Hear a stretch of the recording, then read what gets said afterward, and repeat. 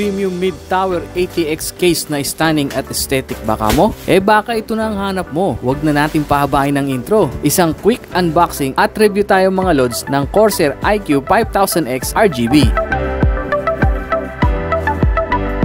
Sa unang tingin pa lamang ay talaga namang mapapaisip ka kung anong magandang build ang magagawa mo dito. Meron itong taas at haba na 520mm, may apat na tempered glass panel kaya tumitimbang ito ng 15 kilo. May high cooling potential, excellently engineered interior, smart RGB lighting, rapid route cable management, modern front panel I/O at vertical GPU mount ready. Ang case na ito ay may incredible flexibility when it comes to cooling at hanggang sa 10 na 120mm fan ang kaya o pwedeng mailagay sa case na ito. So ayun guys, nabuksan na po natin siya. So okay naman po yung pagkakadeliver na. Wala naman po siyang tama. So i-double check natin kung ano po yung included po sa product na ito. So let's go!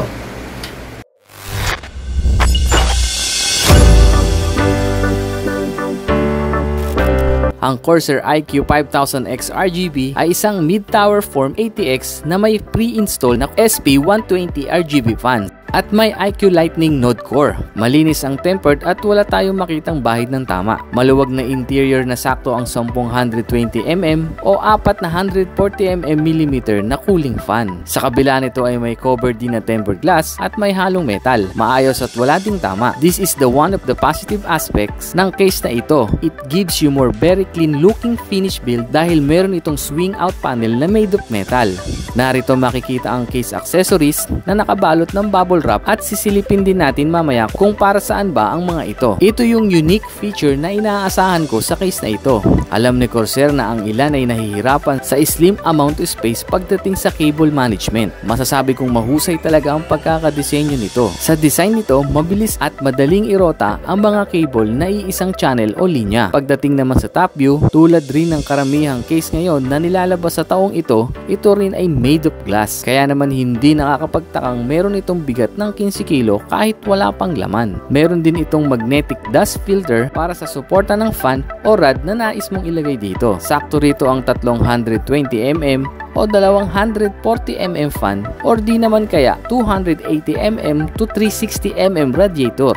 So far, wala akong naging issue sa case kaya tignan naman natin ang laman ng accessories kit. 20 short fan screws, 18 motherboard HDD screws, 8 ODD SSD screws, 3 motherboard standoff, 8 washers, 12 Velcro straps at isang 90-degree USB 3 connector. Itong case na ito ay may sukat na 20.5 by 9.6 by 20.5 inches na may max GPU length na 16-inch o 420mm.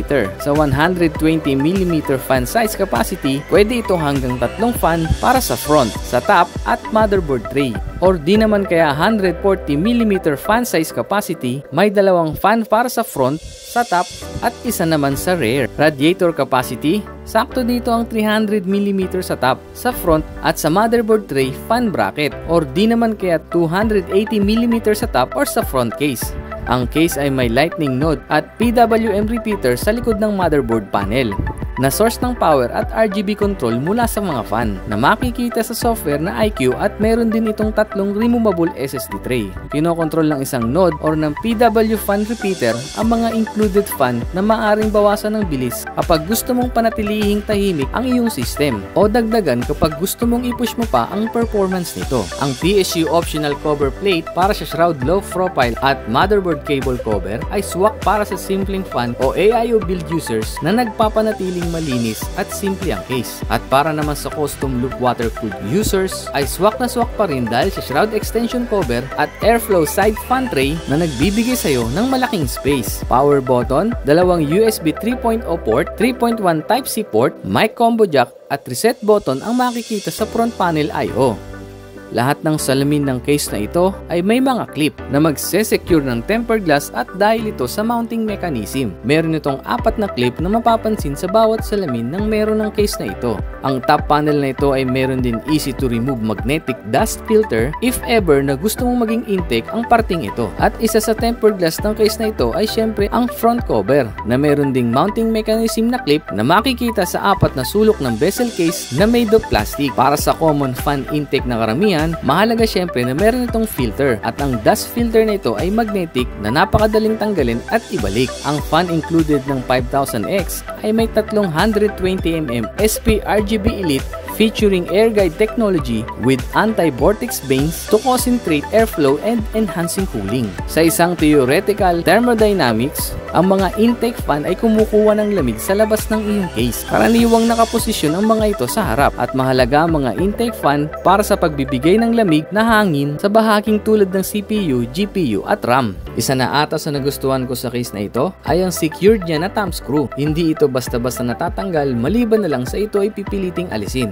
Ito ay may very easy to remove na side panel cover na made of tempered glass din. At bakit nga ba most PC case na ngayon ay tempered glass? Para sa inyong kaalaman, ang tempered glass ay may ligtas kaysa sa normal na salamin dahil ito ay nabibiyak sa maliliit at mapurol ang kanyang mga tipak. Gaya ng left panel cover, ang right cover nito ay meron ding secured na thumb screw at napakadali lang tanggalin gaya lamang ng naunang panel cover. Para sa dagdag kaalaman, ang mga parts ng case na ito ay maaaring mabili sa website ng Corsair. Makikita ang halos na 20 parts at accessories na pwede nyong ma-order kung nais mong mapalitan or di kaya mag-iba ng kulay. Ito rin ay meron din magnetic dust filter na made of metal na very easy to remove sa tuwing ikaw ay maglilinis ng masasala nito. Ang vent cutout na ito ay made of metal at halos ang kabuuan ay tempered glass. Kaya di naman nakakapagtakang may kabigatan ang case na ito. 7 PCI slots to the rear of the case. Dito ay may vertical GPU mounting at may single 120mm fan or 120mm radiator sa parting ito. Made of metal ang rear compartment cover na ito na napakadaling tanggalin at ibalik dahil ito ay magnetically attached sa isang standoff na makikita sa package accessories. Meron din itong dust filter para sa power supply na made of plastic na napakadali lang din tanggalin at ibalik. At bago matapos ang video ito, gaya ng madalas na karamihang sinasabi at bago ka sa channel na ito, huwag mo sanang kalimutan mag-like, mag-subscribe at i-hit ang notification bell para maging updated sa mga susunod nating video. Bottom line for the Corsair iCUE 5000X RGB is a stylish case with tempered glass panels and RGB fans. Plus, it comes with all necessary accessories for easy installation. Tamang-tama ang laki nito para sa mga latest GPU. Meron itong malaking space para sa fans and plenty of airflow. Very sleek and easy to clean. Gaya ng nabanggit natin, it's fairly simple to get replacement pieces from the manufacturer. Maganda at talaga namang elegante ang datingan. If you want a case that look good, outstandingly beautiful and provides excellent airflow inside, quality construction, and great new features na talaga namang marirecommend ko ang isang ito. So dito na nagtatapos ang video ito mga lods. See you to the next time at salamat sa panonood.